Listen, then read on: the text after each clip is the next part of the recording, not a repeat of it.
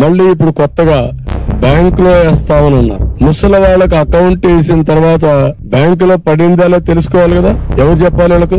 దానికి ఇప్పుడు అందరూ సెల్ ఫోన్ లో చూసుకుంటారు ముసలి వాళ్ళందరూ. ఎన్ని డ్రామాలంటే మళ్ళా వీళ్ళు ఆ బ్యాంక్ వెళ్ళాలి అంటే నిన్న సచివాలయం చుట్టూరు తిప్పించారు, ఇప్పుడు బ్యాంకుల చుట్టూరు తిప్పిస్తారు.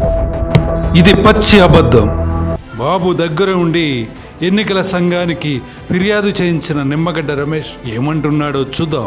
ఇవరకే బ్యాంక్ అకౌంట్స్ ఉన్న లబ్ధిదారులు ఎవరైతే ఉన్నారో ఈ పెన్షన్స్ డబ్బు ఏదైతే ఉంటుందో నేరుగా వారి ఖాతాలకి జమ చేయండి.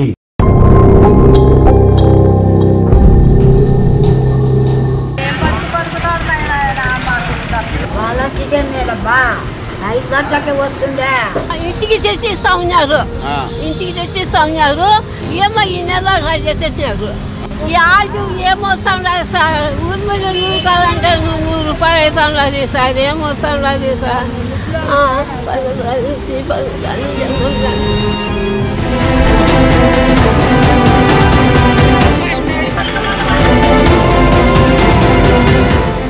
మీరు వాలంటీర్స్ ని న్యూట్రల్ గా ఉండండి. మీరు ప్రభుత్వ ధనాన్ని ఆందోళనిస్తున్నారు. మీ వ్యవస్థకు మేము వ్యతిరేకం కాదు. అయితే మీరు తటస్థంగా ఉన్నంత వరకు మేము మీకు కూడా సహకరిస్తాం, వ్యవస్థ కొనసాగిస్తాం.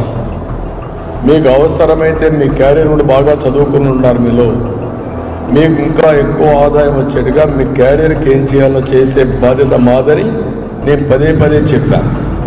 మభ్యపెట్టే మాటలు ఇవి. వీళ్ళందరి పైన కేసులు పెడతారు. కేసులు పెడితే వాళ్ళకి ఎక్కడ గవర్నమెంట్ ఉద్యోగాలు వస్తాయని ఇది బెదిరింపు. వీళ్ళెవరండి ఇంట్లోపల రావడానికి? ఇంట్లోపల రావడమే కాకుండా మీ వివరాలు కనుక్కుంటున్నారు.